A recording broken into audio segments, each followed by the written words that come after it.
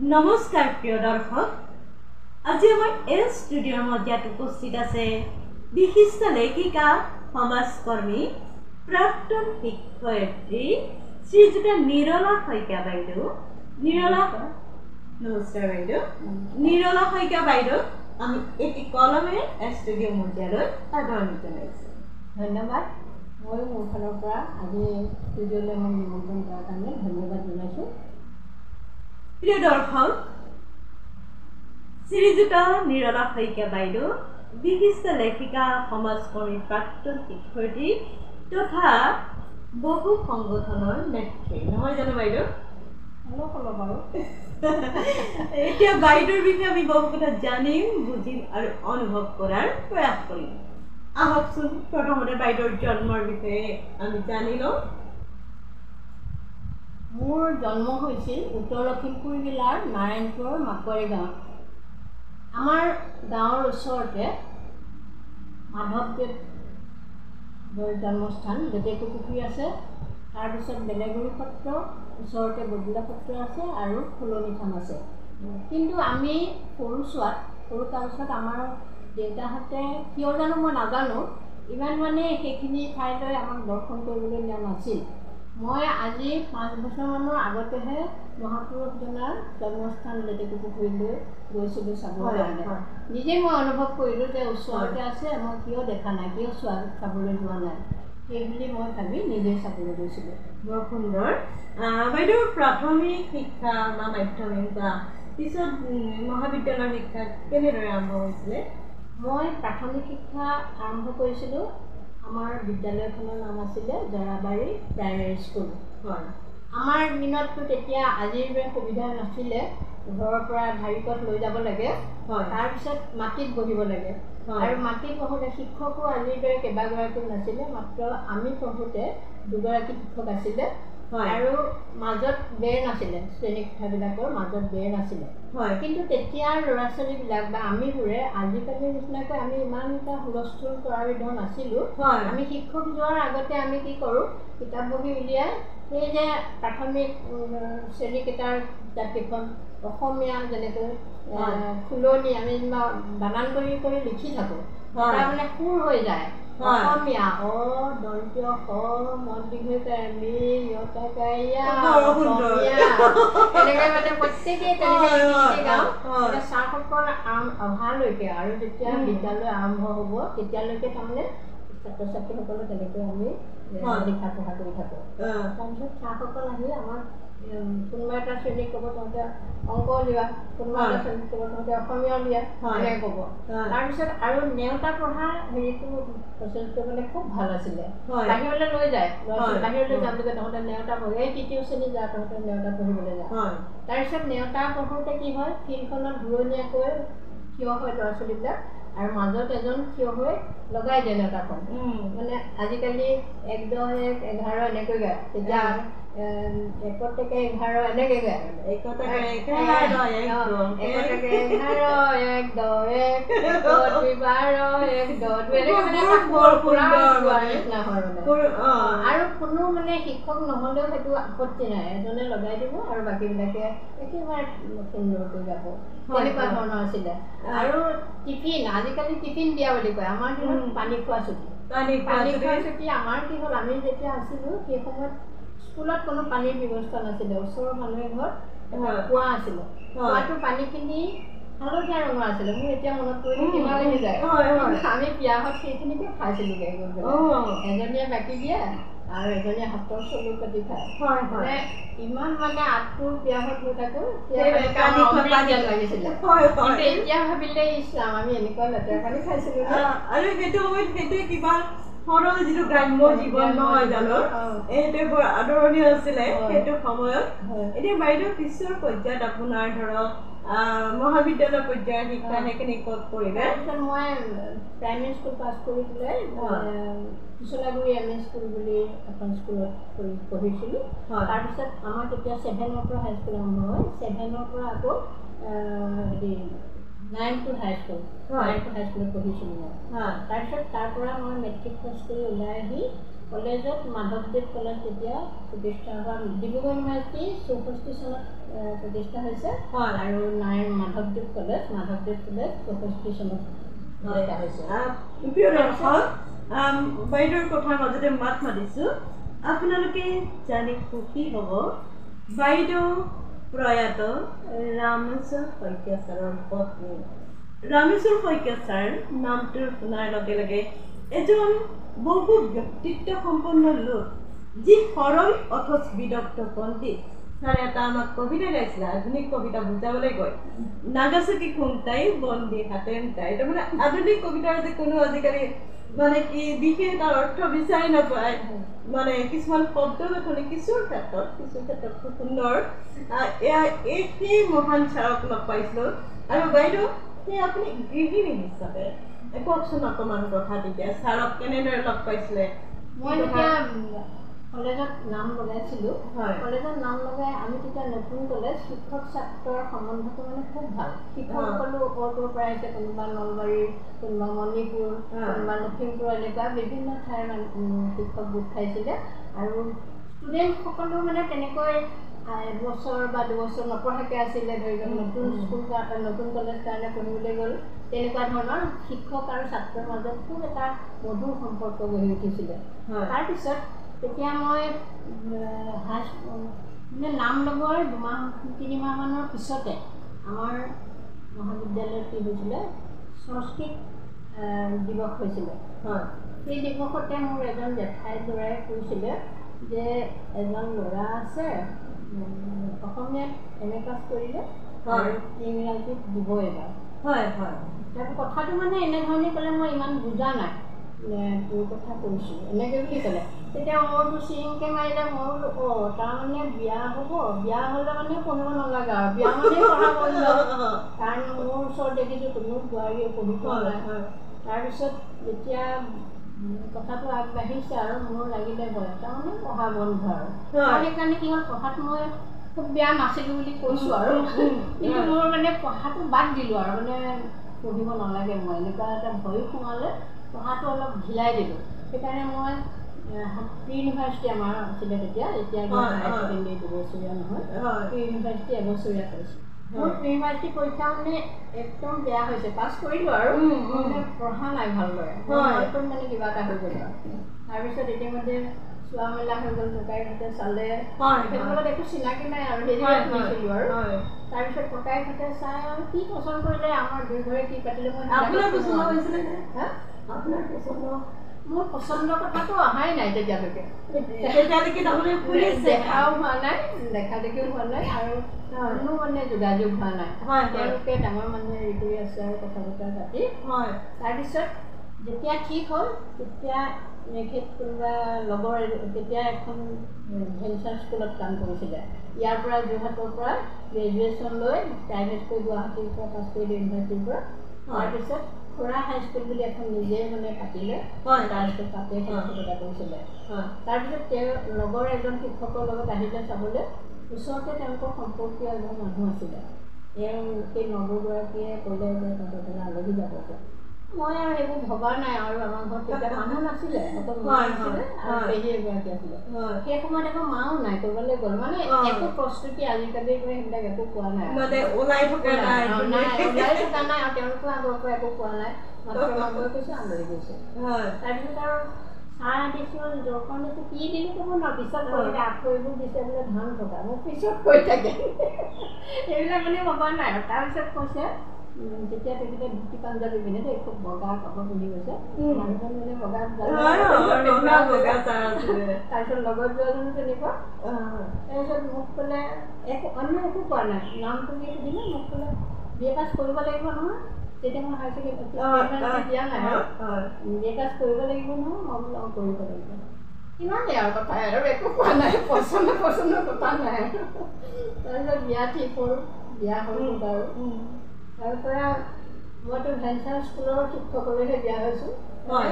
একেবাৰে চলি উদং আৰু পকেট সদায় উদং হৈ থাকে, তেনেকুৱাই। তাৰপিছত মইতো প্ৰথমতে অলপ অপ্ৰস্তুত হৈছিলোঁ, কিন্তু মোৰ ইমান মনলৈ কথাবিলাক মই তেতিয়া দৰকৈ ভবা নাছিলোঁ। আৰু মোৰ আমাৰ দুটা পৰিয়াল, মানে আমি যৌথ পৰিয়াল, আমাৰ বৰ্তাহঁতৰ লগত আমি একেলগে আছিলোঁ। আমাৰ দেউতাহঁতৰ 4জন ককাইহে তাৰপিছত দেউতা সৰু আৰু বৰ্তা সকলোতকৈ ডাঙৰ মাজৰ 2জন বৰ্তা আমাৰ মই জন্মৰ আগতেই বেলেগ হৈ গ'ল তাৰপিছত সেই বৰ্তাহঁতৰ লগত থাকোঁতে বৰ্তাই খুব ভাল পায় মোক আমাৰ মানে আমি জন্মৰ পৰা দেখিছিলোঁ দেউতা অকণমান অসুখীয়া বেছিভাগ মই বহি থকা দেখিছিলোঁ আৰু মা কি হ'ল 2টা পৰিয়াল ব্ৰহ্ম আমি জন্ম আগতে ঢুকালে কিন্তু 2টা পৰিয়ালৰ ল'ৰা ছোৱালীক মানে চাব লগা হৈছিলে আৰু ঘৰখনটো আছেই চম্ভালিবলৈ গতিকে গোটেইখিনি কাম বন কৰি গৰু খিৰোৱা বাঢ়ি বন কৰা তাৰপিছত স্কুলৰ ল'ৰা ছোৱালীলৈ বুলি এবাৰ ভাত ৰন্ধা বাহিৰ ভিতৰ যাব লগা ছাৰৰ পিছৰ পৰ্যায়ত ছাৰে মহাবিদ্যালয়ৰ মানে অধ্যাপক হৈছে নহয় জানো কিমান দিনৰ পিছত হ'ল তাৰপিছত তাত মোৰ বিয়াৰ এবছৰ পিছত মানে ইয়ালৈ আহিলে যোৰহাটলৈ আহোঁতে ইয়াত চাকৰি নাই এনেই আহিলে আহি কি কৰিলে নতুন অসমীয়াৰ তেতিয়া আৰু নীলাচল কাকতৰ হিচাপে মানে তাৰপিছত মোৰ বিয়াৰ ইতিমধ্যে এবছৰ হ'ল মোৰ বিয়া বহুত দিন হ'লেই হোৱা 65ত মই মেট্ৰিক পাছ কৰিছোঁ 66ত বিয়া হ'ল 66 তাৰপিছত 67ত লৈ আহিলে এখেত আহিলে ন আহি পেলাই মোকো লৈ আহিলে অহাৰ পিছত আৰু চাকৰি নাই ভাড়া ঘৰত আছোঁ তাৰ পৰা কাগজৰ পৰা কিমান পইচা পায় মই সেইবিলাক একো নাজানো আৰু মই মানে ইমান গভীৰলৈ নাই সোমোৱা কথা ইমান ভবাও নাই আচলতে মই ঘৰৰ ভিতৰতো সৰু আছিলোঁ ইমানখিনি কথা মই গভীৰতালৈ নাযাওঁ আৰু তাৰপিছত নিউ যোৰহাট কলেজ বুলি এখন হ'ল নিউ যোৰহাট কলেজ আৰু এখন যোৰহাট কমাৰ্চ কলেজ আৰু ওচৰতে কমাৰ্চ কলেজ 2খন ভেঞ্চাৰ তেখেতৰ পিছত সেই ৰিপৰ্টাৰ হৈ থাকোঁতে ইতিমধ্যে হোমেন বৰগোহাঁয়ে নীলাচল কাকতখন উলিয়াইছিলে সেইখনৰো ৰিপৰ্টাৰ কৰিলে এতিয়া মানে 2খন কাগজৰ পৰা কেইটামান পইচা পায় আৰু কলেজত সোমালে 2খনতে মানে কমাৰ্চ কলেজত পাৰ্ট টাইম কৰে আৰু যোৰহাট কলেজত নিশ্চয় সামান্য কিবা এটা পায় আৰু সেইকেইটা আনি মোক দিবহি আৰু তাৰপিছত পিছদিনাখনৰ পৰা দিয়া বুলি শেষেই হয় দেখোন এনেকৈ এতিয়া বাইদেউ ছাৰে সকলো মানে কি তেখেতৰ ছাত্ৰ ছাত্ৰী ছাৰ সময় অহাৰ লগে লগে সন্মান কৰিছিলে সন্মুখ কৰিছিলে আৰু এটা ৰসাল ব্যক্তি আছিলে সপোনী প্ৰতিশোধ লৈছিলে এইকেইটা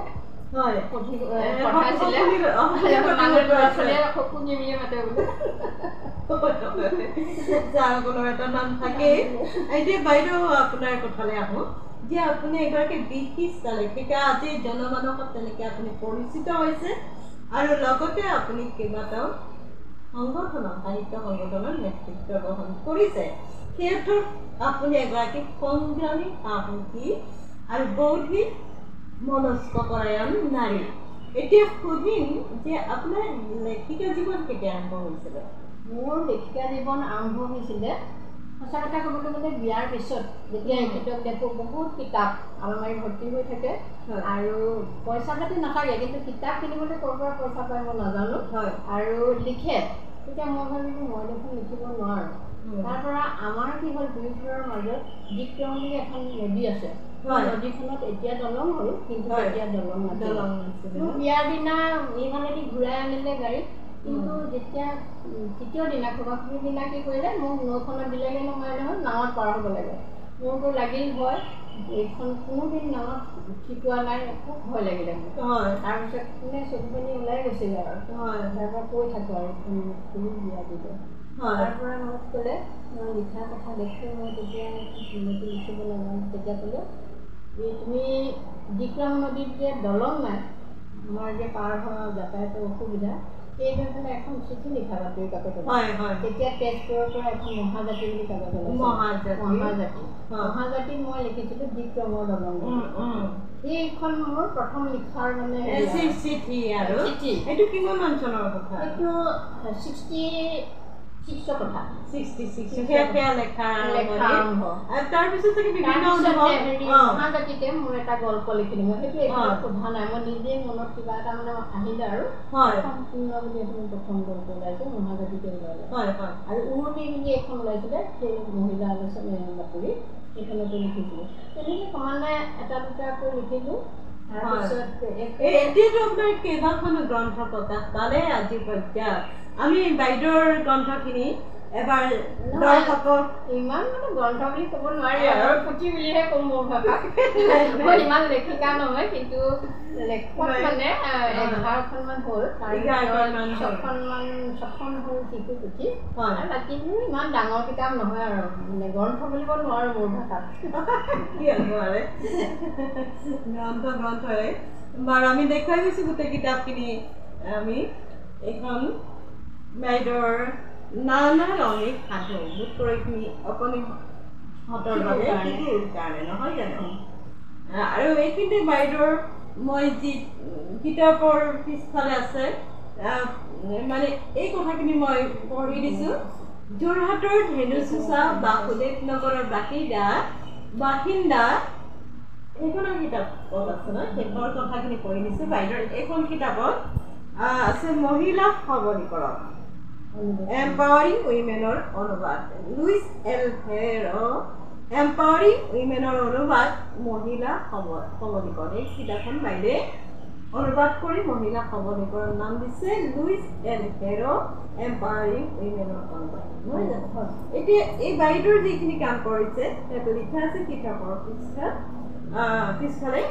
যে যোৰহাট ধেনুচা বাসুদেৱ নগৰৰ বাসিন্দা নিৰলা শইকীয়াৰ গল্প কবিতা প্ৰবন্ধ ভ্ৰমণ কাহিনী দৈনিক জনমভূমি আমাৰ অসম প্ৰতিদিন প্ৰিয়সখী শিশু আলোচনীৰ উপৰি ডিব্ৰুগড় অনাতাঁৰ কেন্দ্ৰৰ মাধ্যমেদি প্ৰকাশ হৈছে সদৌ অসম লেখিকা সমাৰোহ সমিতি আৰু যোৰহাট লেখিকা সমাৰোহ সমিতিৰ পৰা প্ৰকাশিত মুখপত্ৰ আৰু অন্যান্য গ্ৰন্থত তেখেতৰ গল্প প্ৰবন্ধ কবিতা আৰু জীৱনী সাহিত্য প্ৰকাশ হৈছে লগতে বকুলিৰ বিহু অভিনৱ জ্যোতি ৰং বিৰঙৰ সাধু জীয়নৰ ৰংৰূপ কাঠৰ জুনুকা কাহিনী শুনো আহা চন্দ্ৰশেখৰ আজাদ বিভিন্ন তেখেতত প্ৰকাশিত পুথি আৰু সম্পাদনা গ্ৰন্থ হৈছে ৰামেশ্বৰ শইকীয়াৰ প্ৰবন্ধ সংকলন ভাৰতীয় ঐতিহ্যৰ জিলিগনি মহাজীৱনৰ জয়গাথা যোৰহাট লেখিকা সমাৰোহ সমিতিৰ মুখপত্ৰ মণিহাৰ জীৱনী গ্ৰন্থ জীয়নৰ জোনাকী পোহৰ যুটীয়াভাৱে গতিকে বাইদেৱে ইমানখিনি কাম কৰি গৈছে বাইদেউ প্ৰথম লেখাৰ কথা সুধিলোঁ আৰু এতিয়ালৈকে যিখিনি প্ৰকাশিত গ্ৰন্থ বাকীখিনি এইখন অনুবাদ হিন্দীৰ পৰা অনুবাদ কৰা গল্প হিন্দীৰ পৰা অনুবাদ কৰা গল্প সংকলন কাঠৰ জোনকা বৰ ধুনীয়া লাগিছে মেটুপাত আৰু বাইদেউ পক্ষীৰাজ ঘোঁৰা এইখন শিশুহঁতৰ কাৰণে নহয় জানো এইখন কবিতা নহয় এইখন কবিতা এই কবিতাৰ কিতাপৰ কথা উলিয়াওঁতে বাকীখন আমি দেখুৱাই গৈছোঁ কাহিনী শুনো আহা এইখন শিশুহঁতৰ বাবে আৰু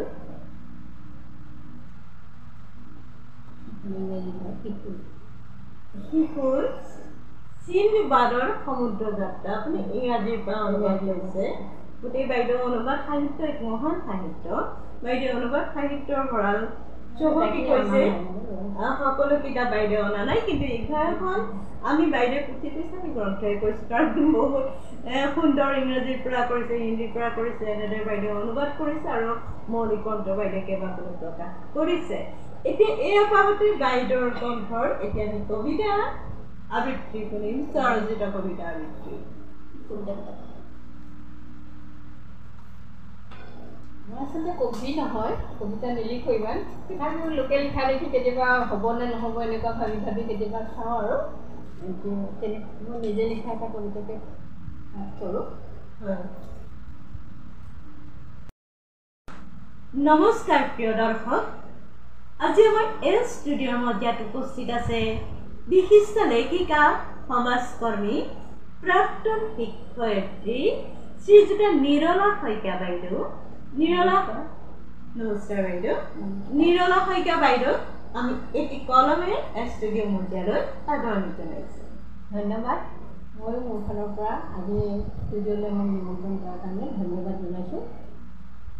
প্ৰিয় দৰ্শক শ্ৰীযুতা নিৰলা শইকীয়া বাইদেউ বিশিষ্ট লেখিকা সমাজকৰ্মী প্ৰাক্তন শিক্ষয়িত্ৰী তথা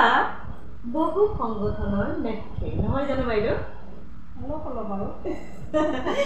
এতিয়া বাইদেউৰ বিষয়ে আমি বহু কথা জানিম বুজিম আৰু অনুভৱ কৰাৰ প্ৰয়াস কৰিম আহকচোন প্ৰথমতে বাইদেউৰ জন্মৰ বিষয়ে আমি জানি লওঁ মোৰ জন্ম হৈছিল উত্তৰ লখিমপুৰ জিলাৰ নাৰায়ণপুৰৰ মাকুৱাৰী গাঁৱত। আমাৰ গাঁৱৰ ওচৰতে মাধৱদেৱৰ জন্মস্থান লেটেকুপুখুৰী আছে। তাৰপিছত বেলেগুৰি সত্ৰ, ওচৰতে বদিলা সত্ৰ আছে আৰু ফুলনি থান আছে। কিন্তু আমি সৰু কালছোৱাত আমাৰ দেউতাহঁতে কিয় জানো মই নাজানো, ইমান মানে সেইখিনি ঠাইলৈ আমাক দৰ্শন কৰিবলৈ নিয়া নাছিল। মই আজি 5 বছৰমানৰ আগতেহে মহাপুৰুষজনাৰ জন্মস্থান লেটেকুপুখুৰীলৈ গৈছিলোঁ চাবৰ কাৰণে। নিজে মই অনুভৱ কৰিলোঁ যে ওচৰতে আছে, মই কিয় দেখা নাই, কিয় চাবলৈ যোৱা নাই, সেইবুলি মই ভাবি নিজেই চাবলৈ গৈছিলোঁ। বৰ সুন্দৰ।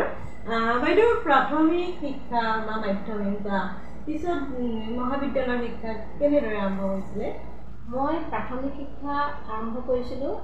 আমাৰ বিদ্যালয়খনৰ নাম আছিলে জৰাবাৰী প্ৰাইমেৰী স্কুল। হয়। আমাৰ দিনততো তেতিয়া আজিৰ দৰে সুবিধা নাছিলে, ঘৰৰ পৰা ঢাৰিকত লৈ যাব লাগে,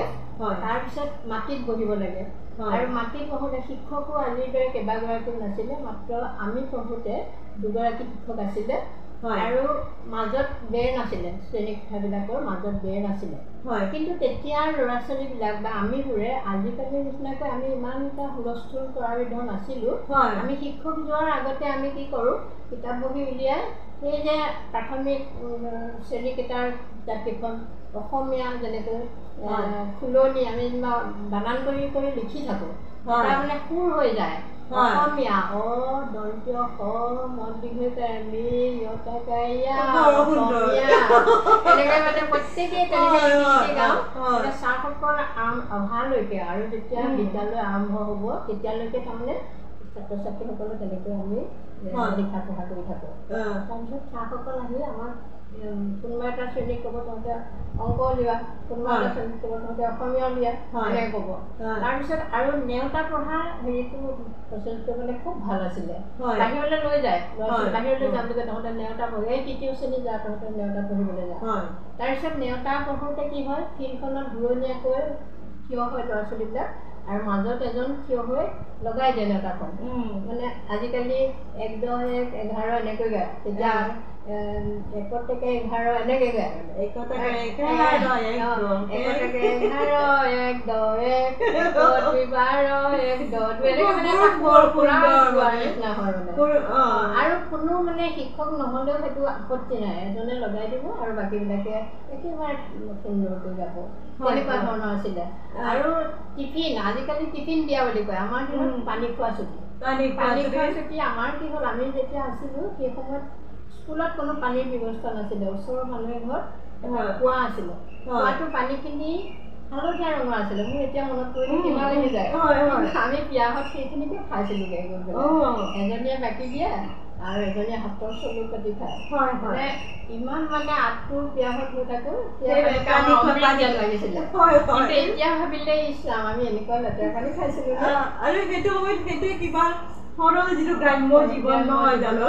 সেইটো বৰ আদৰণীয় আছিলে সেইটো সময়ত। এতিয়া বাইদেউ পিছৰ পৰ্যায়ত আপোনাৰ ধৰক মহাবিদ্যালয় পৰ্যায়ৰ শিক্ষা সেইখিনি ক'ত কৰিলে? তাৰপিছত মই প্ৰাইমেৰী স্কুল পাছ কৰি পেলাই পিছলাগুৰি MA স্কুল বুলি এখন স্কুলত পঢ়িছিলোঁ। তাৰপিছত আমাৰ তেতিয়া 7ৰ পৰা হাইস্কুল আৰম্ভ হয়, 7ৰ পৰা আকৌ হেৰি নাৰায়ণপুৰ হাইস্কুল, নাৰায়ণপুৰ হাইস্কুলত পঢ়িছিলোঁ মই। তাৰপিছত তাৰ পৰা মই মেট্ৰিক পাছ কৰি ওলাই আহি কলেজত মাধৱদেৱ কলেজ তেতিয়া প্ৰতিষ্ঠা হোৱা, ডিব্ৰুগড় ইউনিভাৰ্চিটি 64 চনত প্ৰতিষ্ঠা হৈছে,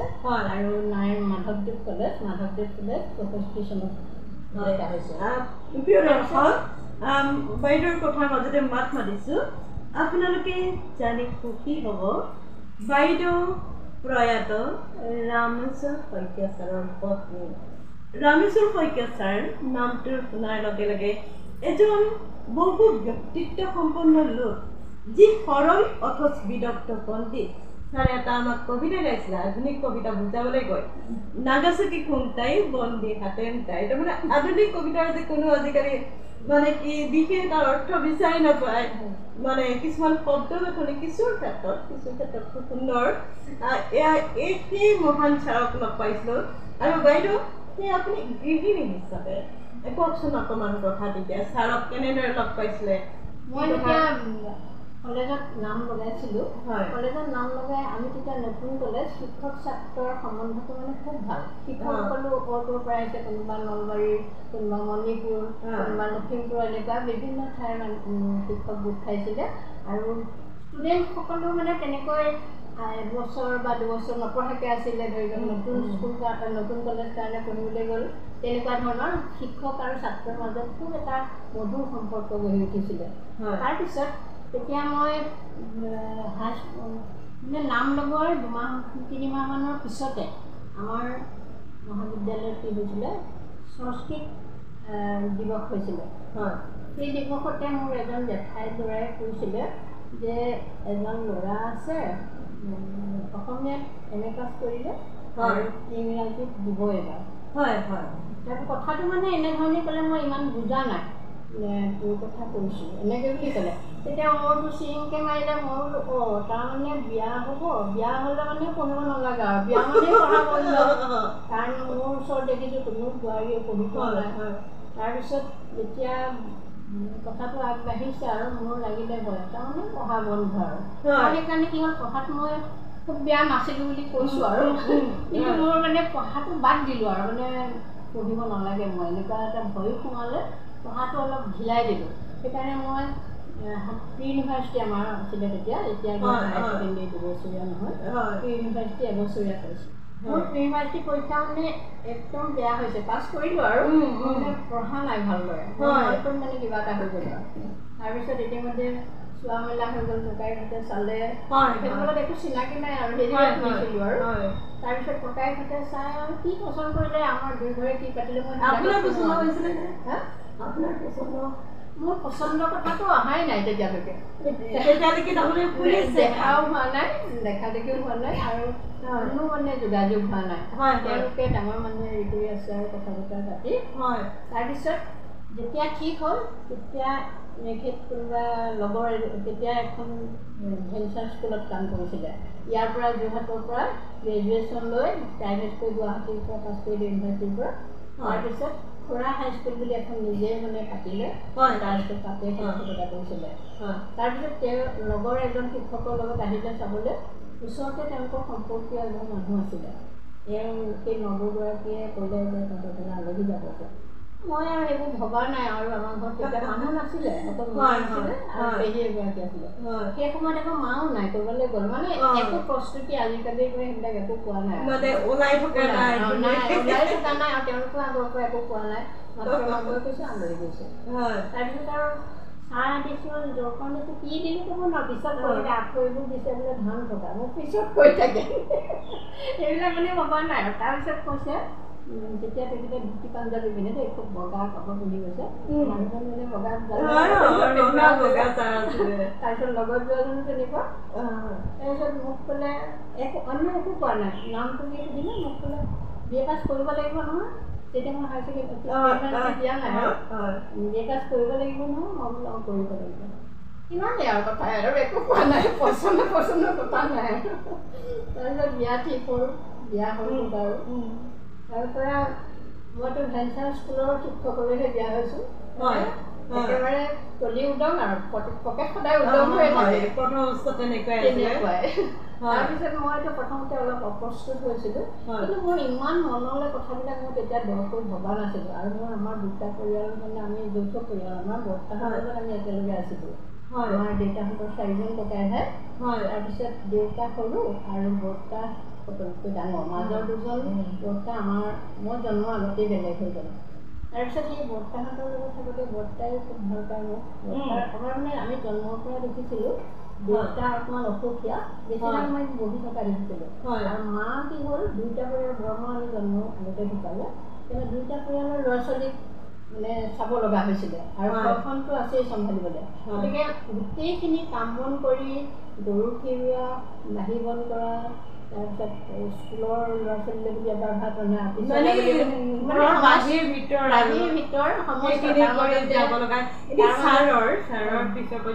মহাবিদ্যালয়ৰ মানে অধ্যাপক হৈছে নহয় জানো কিমান দিনৰ পিছত হ'ল তাৰপিছত তাত মোৰ বিয়াৰ এবছৰ পিছত মানে ইয়ালৈ আহিলে যোৰহাটলৈ যোৰহাটলৈ আহোঁতে ইয়াত চাকৰি নাই এনেই আহিলে আহি কি কৰিলে নতুন অসমীয়াৰ তেতিয়া আৰু নীলাচল কাকতৰ হিচাপে মানে কিনকটালৈ তাৰপিছত মোৰ বিয়াৰ ইতিমধ্যে এবছৰ হ'ল মোৰ বিয়া বহুত দিন হ'লেই হোৱা 65ত মই মেট্ৰিক পাছ কৰিছোঁ 66ত বিয়া হ'ল 66 তাৰপিছত 67ত লৈ আহিলে এখেত আহিলে ন আহি পেলাই মোকো লৈ আহিলে অহাৰ পিছত আৰু চাকৰি তাকৰি নাই ভাড়া ঘৰত আছোঁ তাৰপৰা কাগজৰ পৰা কিমান পইচা পায় মই সেইবিলাক একো নাজানো আৰু মই মানে ইমান গভীৰলৈ নাই সোমোৱা কথা ইমান ভবাও নাই আচলতে মই ঘৰৰ ভিতৰতো সৰু আছিলোঁ ইমানখিনি কথা মই গভীৰতালৈ নাযাওঁ আৰু তাৰপিছত নিউ যোৰহাট কলেজ বুলি এখন হ'ল নিউ যোৰহাট কলেজ আৰু এখন যোৰহাট কমাৰ্চ কলেজ আৰু ওচৰতে কমাৰ্চ কলেজ দুইখন ভেঞ্চাৰ তেখেতৰ পিছত সেই ৰিপৰ্টাৰ হৈ থাকোঁতে ইতিমধ্যে হোমেন বৰগোহাঁয়ে নীলাচল কাকতখন উলিয়াইছিলে সেইখনৰো ৰিপৰ্টাৰ কৰিলে এতিয়া মানে দুইখন কাগজৰ পৰা কেইটামান পইচা পায় আৰু কলেজত সোমালে দুইখনতে মানে কমাৰ্চ কলেজত পাৰ্ট টাইম কৰে আৰু যোৰহাট কলেজত নিশ্চয় সামান্য কিবা এটা পায় আৰু সেইকেইটা আনি মোক দিবহি আৰু তাৰপিছত পিছদিনাখনৰ পৰা দিয়া বুলি শেষেই হয় দেখোন এনেকৈ এতিয়া বাইদেউ ছাৰে সকলো মানে কি তেখেতৰ ছাত্ৰ ছাত্ৰী ছাৰ সময় অহাৰ লগে লগে সন্মান কৰিছিলে সন্মুখ কৰিছিলে আৰু এটা ৰসায়ন ব্যক্তি আছিলে সপোনি পৰিশোধ লৈছিলে এইকেইটা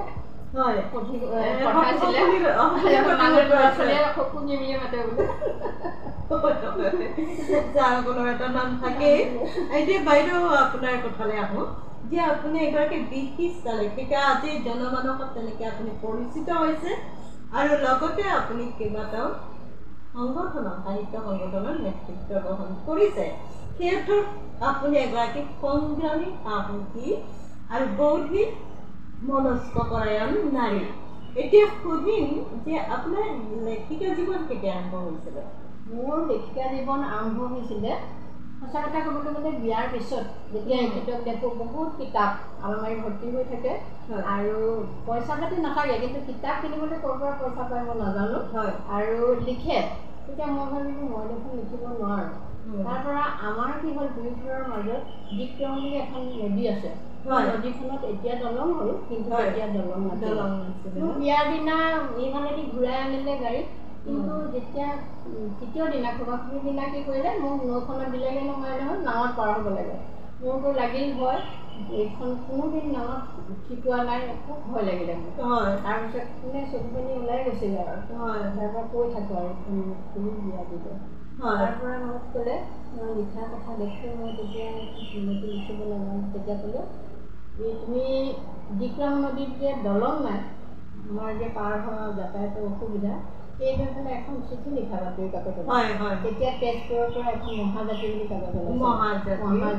মহাজাতি মই লিখিছিলোঁ দিক্ৰমৰ দলং সেইখন মোৰ প্ৰথম লিখাৰ মানে চিঠি আৰু এইটো কিমান অঞ্চলৰ কথা এইটো 66 কথা 66 লেখা আৰম্ভ তাৰপিছত মহাজাতিতে মোৰ এটা গল্প লিখিলোঁ মই সেইটো একদম সোধা নাই মই নিজে মনত কিবা এটা মানে আহিলে আৰু সম্পূৰ্ণ বুলি এখন প্ৰথম গল্প ওলাইছে মহাজাতিতে ওলালে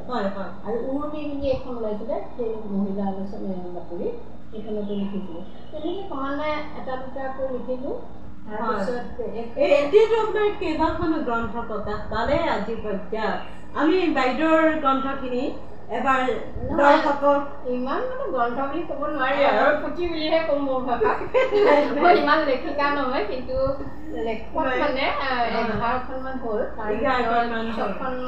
ছখন হ'ল শিশু পুথি আৰু বাকীবোৰ ইমান ডাঙৰ কিতাপ নহয় আৰু মানে গ্ৰন্থ বুলিব নোৱাৰোঁ মোৰ ভাষাত কি নোৱাৰে গ্ৰন্থৰে বাৰু আমি দেখুৱাই গৈছোঁ গোটেই কিতাপখিনি আমি এইখন বাইদেউৰ নানা ৰঙী সাধু বোধ কৰি অকণিহঁতৰ বাবে কাৰণে নহয় জানো আৰু এইখিনিতে বাইদেউৰ মই যি কিতাপৰ পিছফালে আছে মানে এই কথাখিনি মই পঢ়ি দিছোঁ যোৰহাটৰ ধেনুচোচা বাসুদেৱ নগৰৰ বাসিন্দা বাসিন্দা এইখনৰ কিতাপত আছে ন শেষৰ কথাখিনি কৈ দিছোঁ বাইদেউৰ এইখন কিতাপত আছে মহিলা সবলীকৰণ এম্পাৱাৰিং উইমেনৰ অনুবাদ লুইচ এল হেৰ এম্পাৱাৰিং উইমেনৰ অনুবাদ মহিলা সবলীকৰণ এই কিতাপখন বাইদেৱে অনুবাদ কৰি মহিলা সবলীকৰণ নাম দিছে লুইচ এল হেৰ এম্পাৱাৰিং উইমেনৰ অনুবাদ নহয় জানো এতিয়া এই বাইদেউৰ যিখিনি কাম কৰিছে সেইটো লিখা আছে কিতাপৰ পিছফালে যে যোৰহাট ধেনুচা বাসুদেৱ নগৰৰ বাসিন্দা নিৰলা শইকীয়াৰ গল্প কবিতা প্ৰবন্ধ ভ্ৰমণ কাহিনী দৈনিক জনমভূমি আমাৰ অসম প্ৰতিদিন প্ৰিয়সখী শিশু আলোচনীৰ উপৰি ডিব্ৰুগড় অনাতাঁৰ কেন্দ্ৰৰ মাধ্যমেদি প্ৰকাশ হৈছে সদৌ অসম লেখিকা সমাৰোহ সমিতি আৰু যোৰহাট লেখিকা সমাৰোহ সমিতিৰ পৰা প্ৰকাশিত মুখপত্ৰ আৰু অন্যান্য গ্ৰন্থত তেখেতৰ গল্প প্ৰবন্ধ কবিতা আৰু জীৱনী সাহিত্য প্ৰকাশ হৈছে লগতে বকুলিৰ বিহু অভিনৱ জ্যোতি ৰং বিৰঙৰ সাধু জীৱনৰ ৰং ৰূপ কাঠৰ জুনুকা কাহিনী শুনোৱা হাত চন্দ্ৰশেখৰ আজাদ বিভিন্ন তেখেতৰ প্ৰকাশিত পুথি আৰু সম্পাদনা গ্ৰন্থ হৈছে ৰামেশ্বৰ শইকীয়া প্ৰবন্ধ সংকলন ভাৰতীয় ঐতিহ্যৰ জিলিগনি মহাজীৱনৰ জয়গাথা যোৰহাট লেখিকা সমাৰোহ সমিতিৰ মুখপত্ৰ মণিহাৰ জীৱনী গ্ৰন্থ জীৱনৰ জোনাকী পোহৰ যুটীয়াভাৱে গতিকে বাইদেৱে ইমানখিনি কাম কৰি গৈছে বাইদেউ প্ৰথম লেখাৰ কথা সুধিলোঁ আৰু এতিয়ালৈকে যিখিনি প্ৰকাশিত গ্ৰন্থ বাকীখিনি এইখন অনুবাদ হিন্দীৰ পৰা অনুবাদ কৰা গল্প হিন্দীৰ পৰা অনুবাদ কৰা গল্প সংকলন কাঠৰ জোনাকা বৰ ধুনীয়া লাগিছে মেটুকাত আৰু বাইদেউ পক্ষীৰাজ ঘোঁৰা এইখন শিশুহঁতৰ কাৰণে নহয় জানো কবিতা নহয় এইখন কবিতা এই কবিতাৰ কিতাপৰ কথা উলিয়াওঁতে বাকীখন আমি দেখুৱাই গৈছোঁ কাহিনী শুনোৱা হাত এইখন শিশুহঁতৰ বাবে আৰু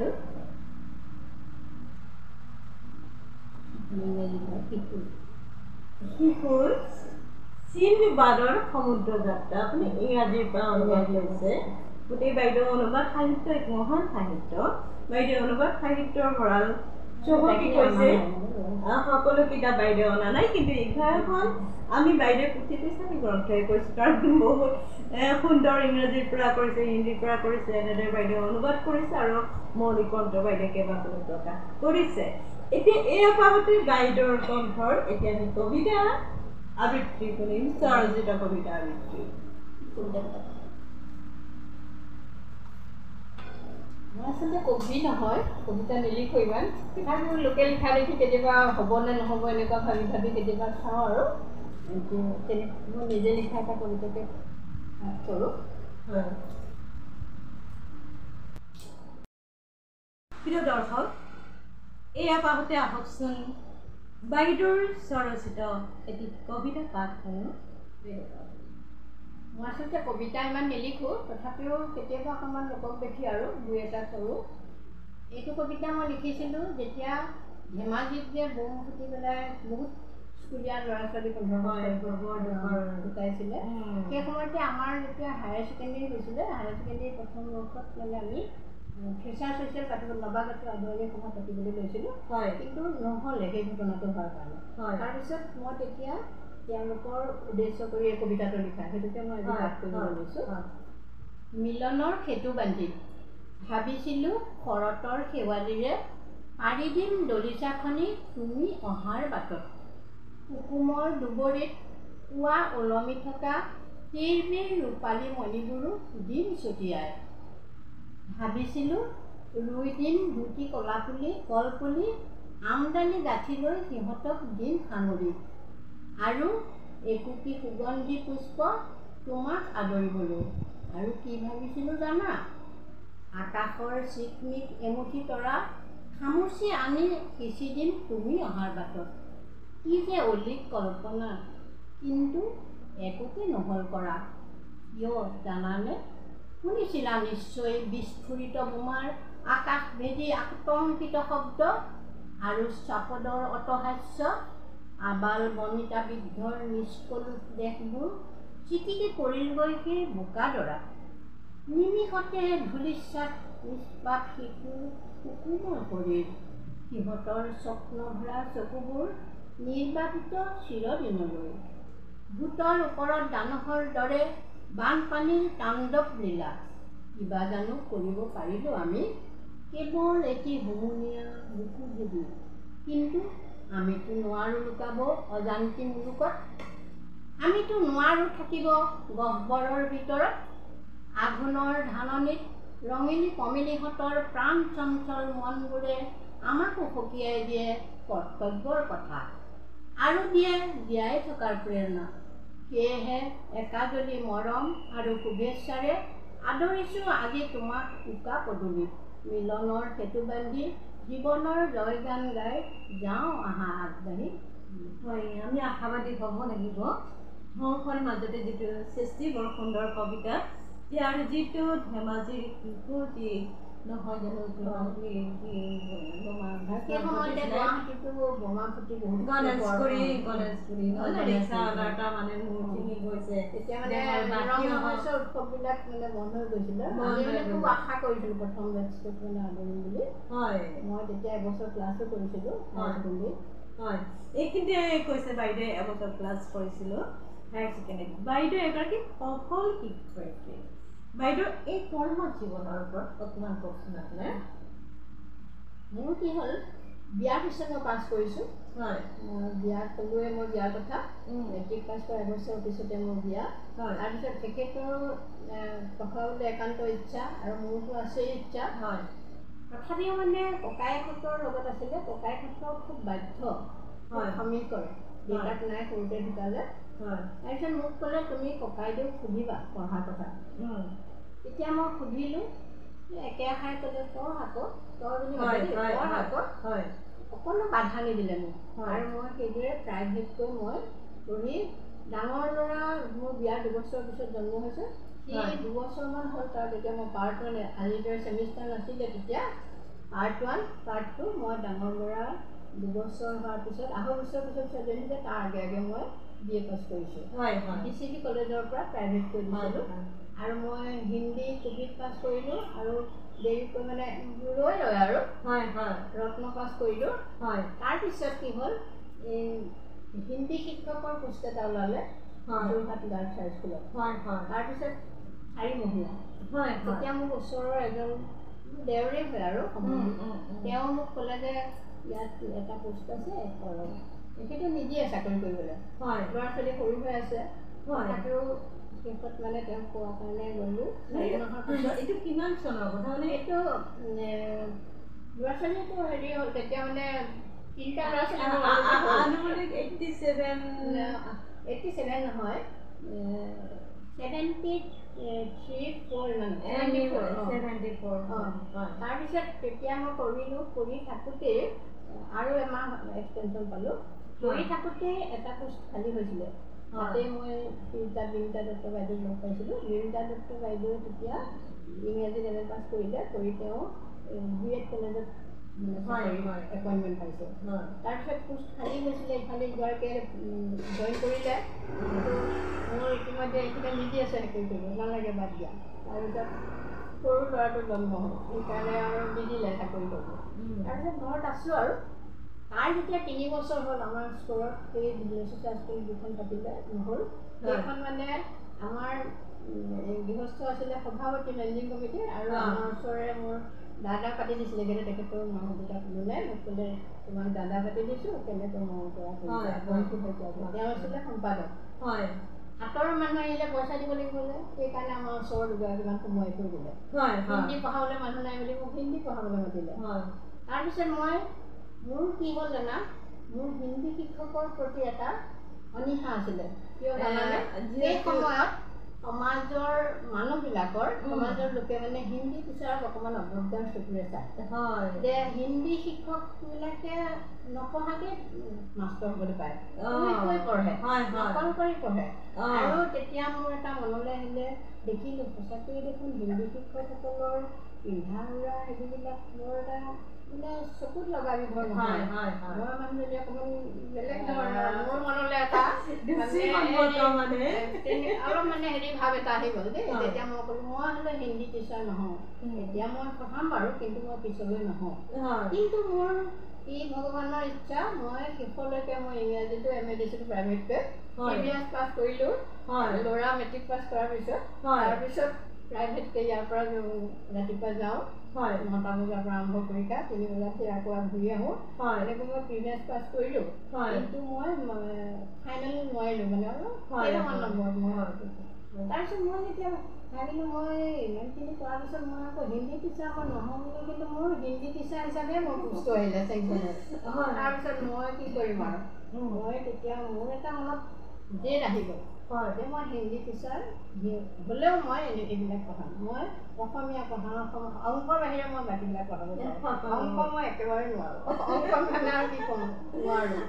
তাৰপিছত মই যেতিয়া হায়াৰ ছেকেণ্ডেৰী হ'ল তেতিয়া ইংৰাজী ক্লাছ লৈছিলোঁ মই তেতিয়া ইংৰাজী টিচাৰ আহিলে মই এৰি দিলোঁ আৰু হিন্দী এইখিনি কওঁ আপুনি হিন্দী পঢ়াইছিলে এইখিনি কিন্তু হিন্দী সাহিত্য নহয় জানো যে কৃষ্ণচন্দ্ৰ প্ৰেমচন্দ্ৰ এই গল্পবিলাক বহুত বহুত ভাল লাগে নহয় এইখিনি আপোনাৰ তেনেকুৱা কিবা কাহিনী মনত আছে নেকি গল্প মই অনুবাদ কৰিছোঁ তেনেকুৱা কাঠৰ জোনকা বুলি যিখন কিতাপ সেইখনত তেনেকুৱা লিখকৰ মই অনুবাদ কৰিছোঁ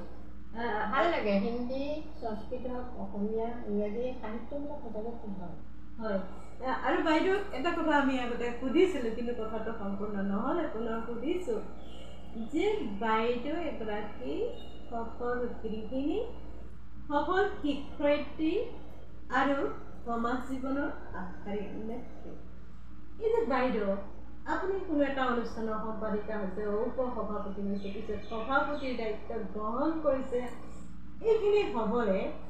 নাৰী সবলীকৰণটোতো থাকে মানে সংগ্ৰামী সাহসী হ'ব লাগিব তাৰ লগতে আপুনি কেনেকৈ ইতিবাচকভাৱে সংগঠিত কৰিছিলে সেইটো কথাটো কওকচোন এইখিনি কৰিবলৈ যাওঁতে মোৰ গৃহস্থৰ অকণমান সঁহাৰি আছিলে তাৰমানে মই বাধা নিদিয়ে এইটো নকৰিবা সেইটো নকৰিবা এনেকৈ মানে বাধা নিদিয়ে আৰু মোৰ কি এটা হয় যেতিয়া মই স্কুললৈ আহোঁ একেবাৰে কলেজলৈ যায় বাকী ল'ৰা ছোৱালী ওলাই যায় মই তলা বন্ধ কৰি আহোঁ আহি ঘৰৰ বিদ্যালয়ত থাকি পেলাই 3 বজাত ছুটি হয় তেতিয়া তাৰপিছত মই সেই ছুটিৰ পিছত মই এইবিলাক মেল মিটিঙলৈ আহোঁ আৰু মোৰ মানে কি হয় ঘৰত যাতে কোনেও মোৰ পৰা মানে অসুবিধা নাপায় যাতে বোলে এওঁ ঘূৰি ফুৰে এনেকুৱা এটা যাতে কাৰো মনলৈ নাহে সেইবুলি মই সময়মতে ঘূৰি যাওঁ আৰু ঘৰত মই সেইদিনা বেছিকৈ কাম কৰোঁ ভাগৰ চাগৰ নেদেখুৱাওঁ ভাগৰ লাগিলেও মই ভাগৰ নেদেখুৱাওঁ গতিকে মোৰ পৰা ঘৰত অসুবিধা নাপায় আৰু মোৰ সঁচা কথা ক'বলৈ গ'লে গৃহস্থই মোক যথেষ্ট সহায় কৰে মানে এইখিনিতে ৰন্ধা বঢ়াৰ পৰা আদি কৰি সকলো ক্ষেত্ৰত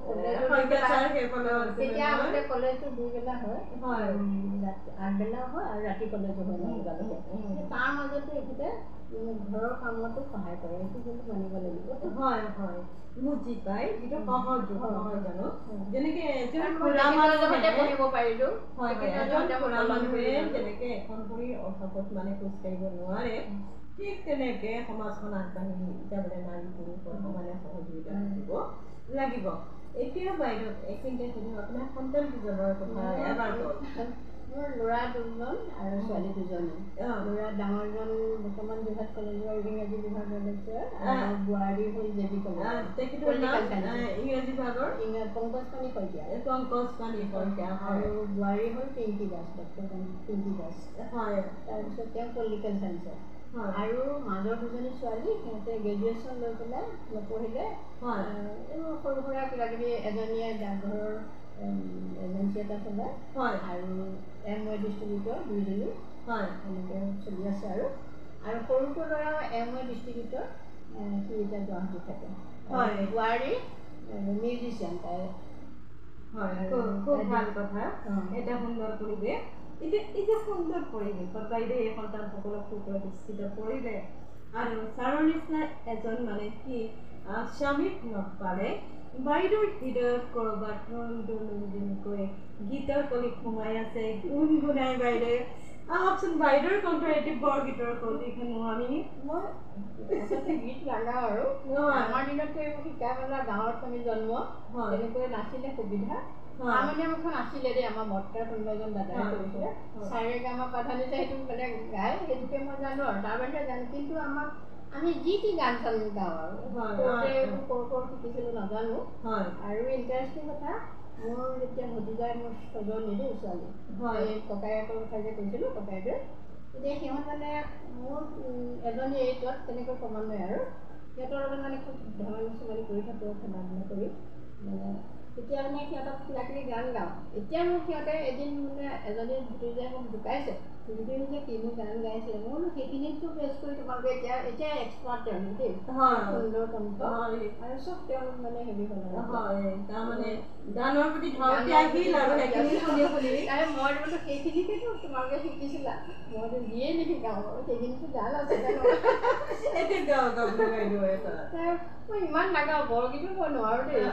তুমি ক'লা যেতিয়া অকণমান আৰু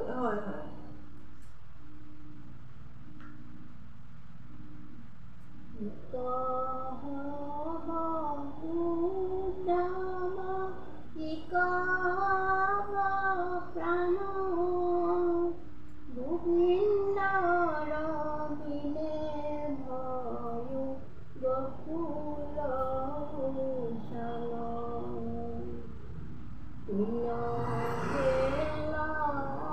অঙ্গিনা বিৰিন্না বিপিন নাকোপেৰজনী বলছে চান্দ বিহীন ভাল লাগিল বাইদেউ আমাৰ দৰ্শকসকলেও নিশ্চয় ভাল পাব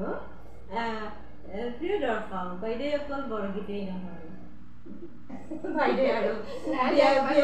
বিয়া নামৰ কলি গুণ গুণাই যিদৰে থাকে কি হ'ল মই মইনামেল আমাৰ সৰুতে আছিলে কুবেৰ মইনা পাৰিজত এতিয়া সেই মহাদেৱ শৰ্মাহঁতক আমি লগ পাইছিলোঁ এতিয়া সেইবিলাক নাই চাগে আৰু মইনামেল আজিকালি প্ৰায়বিলাক কিছুমানত আছে মই ধেনু চিচাৰটো মইনামেল এখন আমি জ্ঞানগীত মইনা পাৰিজাত বুলি তেতিয়া ল'ৰা ছোৱালীক এখন কিবা কিবি কৰোঁ আৰু তাৰপিছত স্কুলতো মই সেইবিলাকো লাগি যাব কিন্তু মই নিজে নিশিকাওঁ কিন্তু সিহঁতক মানে উৎসাহ দিওঁ ভাল পাওঁ আৰু সৰুতে আমি বিয়া নাম আগৰ দিনতো বিয়া নাম খুব গায় আৰু গতিকে ইমান মই গানৰ হেৰি নহয় দেই তুমি যেনেকৈ কৈছা গুণগুণনি থাকিলেই ৰখা হৈ থাকে এই গুণগুণনি বাঢ়ি বিয়া দিনা আগতে কইনা যেতিয়া কান্দি যায় আৰু নহয় জানো আগতেতো খুব কান্দে এতিয়া আৰু গায় হাতত কান্ধতা লৈ দেউতাক মাতালৈ মৰমৰ দেউতা যাবলৈ ওলালো মাতে লগালো কইনা বিদায়ৰ মুহূৰ্ত সেয়া তেনেকে ছোৱালীবিলাক লগ হৈ গাওঁ এতিয়াও আমি কেতিয়াবা মন গ'লে মই গাওঁ লগ হৈ পেলাই ধেমালি কৰোঁ আৰু কৰি আৰু এটা সময়ত যেনেকে বিয়া ঘৰত বিয়া নাম গোৱা পৰা বিয়া কম্পিটিশ্যন বিলাক পাতিছে আৰু নতুনকে আকৌ মানুহবিলাকে মানে শিকিবলৈ বা দেখুৱাইছে আৰু আকৌ মানে সেইখিনি আনিছে এতিয়া বাইদেউ প্ৰশ্ন সুধিম যে আপুনি এইখিনিতে ক'লে যে ৰাজ্য নামবোৰ আকৌ তুলি আনিছে এই যে আপুনি ৬০ দশকৰ সমাজখনত আপুনি নেতৃত্ব দিছিলে এগৰাকী শিক্ষয়িত্ৰী আছিলে ৭০ দশকতো আপুনি সাহিত্য অনুষ্ঠানৰ লগত নেতৃত্ব লৈ আপুনি আগবঢ়াই আনিছিলে এই কওকচোন আমাৰ মাজত কি মূল্যবোধবোৰ কেনেকৈ হেৰাই গৈছে কেনেকৈ তাক আমি ধৰি ৰাখে আচলতে আমাৰ দিনত আমাৰ ডাঙৰে সৰুক মৰম কৰিছিল আৰু সেই মৰমৰ প্ৰতিদান হিচাপে সৰুৱে ডাঙৰক সন্মান কৰিছিল আৰু মানুহৰ মাজত এটা মিলা প্ৰীতিৰ সদ্ভাৱ আছিল কিন্তু ক্ৰমান্বয়ে এতিয়া কি হ'ল সেইবিলাক হেৰাই গৈছে আৰু সেই যে মিলা প্ৰীতিৰ এটা বান্ধোন আছিলে মৰম চেনেহৰ এটা বান্ধোন আছিলে সেইখিনিয়ে ইজনক সিজনক শিকোৱাৰ ডাঙৰৰ পৰা সৰুৱে শিকাৰ এটা আগ্ৰহ আছিলে আৰু ডাঙৰসকলেও তেওঁলোকক আগবঢ়াই নিবলৈ এটা সুযোগ পাইছিলে আমাৰো তেনেকুৱা হৈছিলে ধৰি লোৱা আমি কাৰোবাক যদি ল'ৰা ছোৱালীকেই হওক বা স্কুলৰ ল'ৰা ছোৱালীকেই হওক বা বাহিৰতেই হওক বা আমাৰ লিখিকা সমূহৰ আমাৰ পিছৰ সমূহকেই হওক আমি যদি কিবা এটা কওঁ তেতিয়াহ'লে তেওঁলোকে শুনে আৰু আমিও তেনেকৈ আমাৰ যিসকল ওপৰত বাইদেউসকল আছিলে আমি এতিয়া দেৱিকা সমূহৰ লগত ভাল পাওঁ জড়িত বহুত দিনৰ পৰা এতিয়া আমাৰ ওপৰত যিসকল আমাৰ যোৰহাটৰ বাইদেউসকল অৱলা গোহাঁই বাইদেউ পুষ্পা তেওঁলোকৰ প্ৰতি আমাৰ এটা খুব সন্মান কৰোঁ আমি তেখেতসকলে যি কয় আমি তেনেধৰণেই আগবাঢ়ি গৈছিলোঁ আৰু খুব আমাৰ মাজত এটা সমিলমিল আছিলে কিন্তু এতিয়া দেখিছোঁ সেইবিলাক অলপ কমি গৈছে আৰু সেইটো যে আছিলে আমাৰ মাজত তেতিয়া মানে এই শিকাৰ আগ্ৰহ আৰু মানুহবিলাকে শিকিবলৈও ভাল পাইছিলে আৰু শিকায়ো ভাল লাগিছিলে এটা সময় পৰস্পৰকে সন্মান এতিয়া সেই যে পৰস্পৰৰ প্ৰতি যিটো সন্মান এতিয়া ক'ৰবাত যেন কোনে ধৰিছিলে নহয় জানো বাইদেউ এইখিনি আচলতে পৰিৱেশ আমি এতিয়া নৱপ্ৰজন্ম বা যুৱ শৃংখল এনেকৈ আমি দোষাৰোপ কৰিবলৈ চাওঁ কিন্তু আচলতে এইবিলাক আমাৰ পৰিৱেশে কৰিছে আৰু আমাৰ ডাঙৰসকলেও কম বেছি পৰিমাণে চিন্তা কৰিছে বুলি মই ভাবোঁ কাৰণ এতিয়া ল'ৰা ছোৱালী ডাঙৰ কৰোঁতে আমাক যেনেকৈ মা দেউতাহঁতে এইটো নকৰিবি বা ওচৰৰ কোনোবা দাদাই খুৰী মামা মামীহঁতে এইটো নকৰিবি ইফালে নাযাবি এনেকৈ কিবা এটা কয় আমি মানি লৈছিলোঁ কিন্তু আজিকালি ল'ৰা ছোৱালীক সেইটো কৰিবলৈ নিদিয়ে মাক দেউতাকে নিদিয়ে মোৰ ল'ৰা এনেকুৱা মোৰ ল'ৰা ছোৱালী বুলি ভাল আপোনালোকে এনেকৈ কৈছে এনেকৈ এটা মানে তেওঁলোকক সাৱটি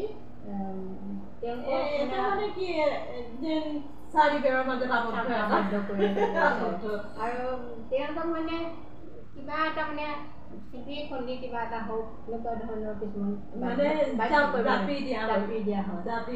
এতিয়া মানে অলপ পৰিৱেশটো বেয়া হৈছে আৰু বিশেষকৈ এই সঁচা কথা ক'বলৈ গ'লে বহুত ক্ষেত্ৰত ভাল এইখিনি বাইদেউ মই এটা কথা সংযোজন কৰিছোঁ মই প্ৰায়ে সদগুৰু বুলি যিটো বাংলা সদগুৰু তেখেতক নিশ্চয় জানে তেখেতৰ মানে অভিজ্ঞতা বক্তৃতা প্ৰদান কৰে তেওঁ এটা কথা কৈছিলে যে তেওঁ কৈছে এতিয়া তেওঁ বহুতেই সুধিছিলে তেওঁ মানে একাডেমিকেলিও বহুত উন্নত মানে উচ্চ ডিগ্ৰী তেখেতক কিন্তু এতিয়া তেখেতে জ্ঞান বিলাই থাকে তেখেতক সুধিছিলে যে আপুনি কি কৰি খাব এই যে সচৰাচৰ যি সুধি থাকে আমাৰ তহঁতি ভৱিষ্যতে কি কৰিবি ল'ৰা ছোৱালীহঁতক কিন্তু তেওঁ এটাই উত্তৰ দিছিলে মোক ফৰিংটোক কয় নেকি কি কৰি খাবি ভেকুলীটোক কয় নেকি কি কৰি খাবি চৰাইটোক কয় নেকি তই কি কৰি খাবি কিন্তু সিহঁতি মুক্ত আৰু কি পৰোপকাৰী কিন্তু আজিৰ যুগত এটা ভুলকৈ সোমোৱাবলৈ চেষ্টা কৰা হয় তই অমুক হবি তই অমুক হবি নহয় জানো এই কথাটোৱে মানে কি সমাজখন প্ৰতিযোগিতা মুক্তি কৰি তুলিছে নহয় জানো আৰু বাইদেউ মই এইখিনিতে কওঁ এই যে আমাৰ মহিলাসকলক যিসকল আচলতে কি হয় ক্ৰমে এই প্ৰতিযোগিতাৰ কাৰণেই হওক বা আমাৰ এই অৰ্থ সামন্ততান্ত্ৰিক অৰ্থ পুঁজিবাদী সমাজ ব্যৱস্থাৰ কাৰণে হওক ক্ৰমে ক'ৰবাত হতাশাটো ঘটিছে আপুনি কিবা ক'ব নেকি সেই হতাশা বা আনন্দ এইবিলাক আচলতে মনৰ কথা হয় পৰিৱেশে মানুহক কেতিয়াবা হতাশ কৰে হয় যে ধৰি লোৱা এটা তুমি যে কৈছা প্ৰতিযোগিতামূলক ব্যৱস্থা হৈছে এতিয়া ওচৰৰ এগৰাকী যদি এগৰাকী যদি বৰ চৌখিন বা ভালদৰে যি বিচাৰে তাকে পাইছে কাপোৰ কানি বা অলংকাৰ ঘৰ দুৱাৰ সকলো পাইছে আৰু এগৰাকীয়ে ধৰি লোৱা নাই কৰা সেইগৰাকীৰ অকণমান মনত অসন্তোষ এটা হয় বা হতাশ হয় কিন্তু তেওঁ যদি হতাশ নহয় যে ময়ো পাৰিম বা মোৰ এনেকৈয়ে হ'ব এই ভাৱটো যদি আনি লয় তেতিয়াহ'লে এনে হ'বলৈ নাপায় গতিকে হতাশা আৰু আনন্দ এই দুটা সমাজত থাকিবই আৰু তাৰ মাজেদি আমি সমাজখন আগবঢ়াই দিব লাগিব এইখিনি বাইদেউ দুটা কথা সোধোঁ আপুনি এই যে আপুনি ইমানখিনি গ্ৰন্থ লিখিছে বহু গ্ৰন্থ পঢ়িবও লগা হৈছে নহয় জানো গতিকে আপোনাৰ এইখিনিতে সুধিম ভাল লগা এখন গ্ৰন্থৰ কথা লগতে সুধিম আপোনাৰ ভৱিষ্যত পৰিকল্পনাৰ কথা মোৰ আচলতে মই গ্ৰন্থ ইমান লিখা নাই আৰু কিছুমান মানুহে ইমান বেছি লিখে মোৰ মানে ভাবি আচৰিত পাওঁ আৰু মোৰ মানে মাজে মাজে কি হ'ল অকণমান এটা অসুখ হৈ থাকে সেইকাৰণে মোৰ জুতি পৰে এনেই দেখাত ধুনীয়া লাগিছে আৰু মই কিতাপ খুব পঢ়ি ভাল পাওঁ কিতাপ খুব পঢ়োঁ তেখেতেও আগতে কিতাপ পঢ়ে আমি কওঁ কেতিয়াবা মেট্ৰিক দিব এনেকৈ কৈ থাকোঁ আৰু কিতাপখন শেষ নহ'লেগে নেৰে মই অৱশ্যে ইমান নোৱাৰোঁ তথাপিও মই কিতাপ পঢ়ি খুব ভাল পাওঁ তাৰপিছত সেইধৰণে মানে লিখোঁ আৰু ইমান লিখা নাই কাৰণ থকা কৰা পইচা পাতি খৰচো আছে আৰু মই ল'ৰাহঁতক বা হেৰি কৰিব নোখোজো মই স্বামী বাজি মানে মোক দে পইচা নোখোজো মোৰ এতিয়া ল'ৰা বোৱাৰী চাকৰি কৰে কলেজত মই তেওঁলোকক মানে মোক কিতাপ এখন উলিয়াই দিয়া পইচা মই এনেকৈ ক'ব নোৱাৰোঁ গতিকে মই সীমিত আয়েৰে সীমিত পইচাৰে মই কৰিব লগা হয় আৰু মই ইমান বেছি কল্পনা কৰিব বা ইমান জ্ঞান নাই আৰু ডাঙৰ কিতাপ লিখা তথাপিও মই সৰু সৰুকৈ আৰু ল'ৰা ছোৱালীৰ কাৰণে লিখিছোঁ সেইখিনি পঢ়োঁ মই আৰু ভাল পাওঁ পুৰণি কাহিনীবিলাক বা বিভিন্ন ধৰণৰ লেখকৰ কিতাপ পঢ়ি ভাল পাওঁ মই এতিয়া অসমীয়াটো এই অনুৰাধা পূজাৰী তাৰপিছত অনুৰাধা শৰ্মা পূজাৰী তাৰপিছত ৰীতা চৌধুৰী খুব ভাল পাওঁ মই আৰু অতি ভাল পাওঁ কিতাপ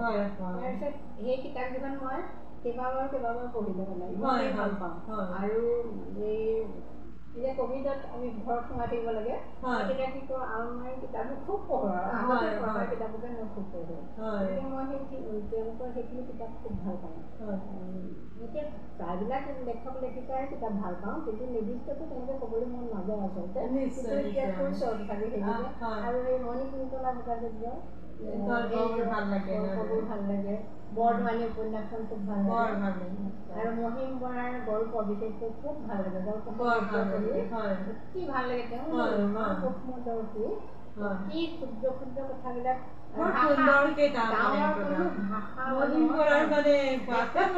সাৰি নাযায় ভাল লাগে শুনিবানে কি চাবা কি পঢ়িবা এনেকুৱা লাগে প্ৰিয় দৰ্শক শ্ৰীযুত নিৰলা কলিতা বাইদেউ এগৰাকী ব্যক্তি নহয় এতিয়া অনুষ্ঠান নাই নাই তেখেত সঁচা অৰ্থতে যিহেতু প্ৰাক্তন শিক্ষয়িত্ৰী সমাজকৰ্মী আৰু এই যে সমাজ সাহিত্য অনুষ্ঠানৰ দৰে অনুষ্ঠানৰ নেতৃত্ব প্ৰদান কৰি আহিছে আৰু এইগৰাকী নাৰীক আমি এটি অনুষ্ঠান বুলি কৈছোঁ যে ষ্টুডিঅ'ৰ মজিয়াত আৰু বাইদেউ মই এতিয়া বৰ্তমান হেৰি পুষ্প অনুৰাগী মিলন মঞ্চ বুলি আমাৰ এটা নতুন অনুষ্ঠান হৈছে যোৰহাটত গম পাইছা নাই জানো মানে ফুলৰ লৈ পেলাই এইবিলাক আৰু হেৰি হৈছে এতিয়া প্ৰথম প্ৰতিষ্ঠা দিৱস হৈ গ'ল মই তাৰ সভাপতি এতিয়া খুব ভাল কথা এতিয়া বাইদেউ এতিয়া আপোনাৰ মই এইটোৱে শেষত ক'ম যে আপুনি যিসকল আমাৰ নতুনকৈ উঠি আহিছে লেখক লেখিকা তেখেতসকলৰ প্ৰতি কি বাৰ্তা প্ৰেৰণ কৰিব তেখেতসকলৰ প্ৰতি মই এটা কথা ক'ব বিচাৰোঁ মই যিহেতু শিক্ষক আছিলোঁ শিক্ষকে কিছুমান কথা ক'বলৈ মন যায় আজিকালি যিসকল লেখক লেখিকা তেওঁলোকৰ বানানটো খুব বৰ্ণা শুদ্ধিৰ প্ৰতি তেওঁলোকে চকু দিব লাগিব নে কেতিয়াবা মোবাইলতো দেখোঁ বা তেওঁলোকৰ লেখা কেশৱ দিৱস সময়ত কেইবাখনো আলোচনী মই সম্পাদনা কৰিছোঁ তাৰপিছত সেইবিলাক চাওঁতে মই চাব লগা লোকে কৰিলেও মই সেইখিনি চাই গাঁথনি শব্দ গাঁথনি আৰু বানান অসম্ভৱ ভুল কৰে গতিকে মই কওঁ কেতিয়াবা যে আমিতো কাপোৰ কানি বা আ অলংকাৰ পটককৈ কিনো গতিকে তাৰ বদলি আমি ডিক্সনেৰী এখনো কিনিব পাৰিম অভিধান এখন কিনিব লাগে সেইটো মই ক'ম গতিকে আমাৰ লেখক লেখিকাৰ প্ৰতি মোৰ এইটো এটা অনুৰোধ মানে তেওঁলোকে যাতে সেই লেখাখিনিয়ে সমাজলৈ এটা বাৰ্তা দিব পাৰে আৰু তেওঁলোকৰ লিখাখিনি যাতে মানুহে ভাল বুলি আঁকোৱালি ল'ব পাৰে আৰু দেখাক আৰু আমাৰ এতিয়া বৰ্তমান মানে যিবোৰ পৰিস্থিতি সেই যিবোৰ আমি শুনি বেয়া পাওঁ বা সমাজত যিবোৰ সংঘটিত হৈ আছে আজিকালি বহুত লেখক লেখিকাই সেইবোৰক বেছিকৈ গুৰুত্ব দি কিবা লিখি আছে কিন্তু আগৰ মহান সাহিত্যিকসকলে কৈছিলে যে যিবোৰ সাহিত্যত সাধাৰণ জীৱন যাত্ৰা বা সাধাৰণ মানুহৰ জনজীৱনৰ এইবিলাক কথা থাকে সমাজখনৰ সাধাৰণ সমাজখনৰ যিবোৰ পৰিচয় থাকে সেইবিলাক সাহিত্যহে মানে উৎকৃষ্ট সাহিত্য এতিয়া অকল সেইখিনি নিলিখি আমাৰ সমাজ জীৱনৰ গাঁৱলীয়া সমাজেই হওক বা অন্যান্যই হওক জনজাতিসকলেই হওক সেই সমাজ জীৱনক গুৰুত্ব দিব লাগে আৰু লিখাৰ প্ৰতি মানে মনোযোগ দি একান্তভাৱে পঢ়া শুনা কৰিব লাগিব আচলতে লিখিবলৈ হ'লে মানুহে আনৰ পঢ়াৰ প্ৰতি মানে কিতাপ কিনিবলৈ টান পায় কিতাপখিনি পঢ়িব লাগিব প্ৰিয় দৰ্শক আপোনালোকে নিশ্চয় শ্ৰীযুতা নিৰলা শইকীয়া বাইদেউৰ লগত কথা পাতোঁতে বহুতো জানিব পাৰিলে বুজিব পাৰিলে আৰু তেখেতৰ ইমানখিনি গুণ ব্যক্তিত্ব আমি এছ ষ্টুডিঅ'ৰ ফালৰ পৰা প্ৰণাম জনাইছোঁ পুনৰ আপোনাক আমাৰ এছ ষ্টুডিঅ' মজিয়ালৈ আনিম বাইদেউ সদায় ভালে থাকক সুস্থ থাকক সদায় হাঁহি থাকক ধন্যবাদ জনাইছোঁ আৰু দৰ্শকসকলক উদ্দেশ্য কৰি মই কওঁ মই কোনো গুণী জ্ঞানী বা স্বপ্না বৰঠাকুৰে কোৱাৰ দৰে মই কোনো অভিজ্ঞ বা গুণী জ্ঞানী ব্যক্তি নহয় তেওঁ মাতিছে কাৰণে মই আহিলোঁ গতিকে মই সিমানখিনি গৰাকী নহওঁ এইখিনিকে মই জীৱনৰ কথা ক'লোঁ ধন্যবাদ নমস্কাৰ বাইদেউ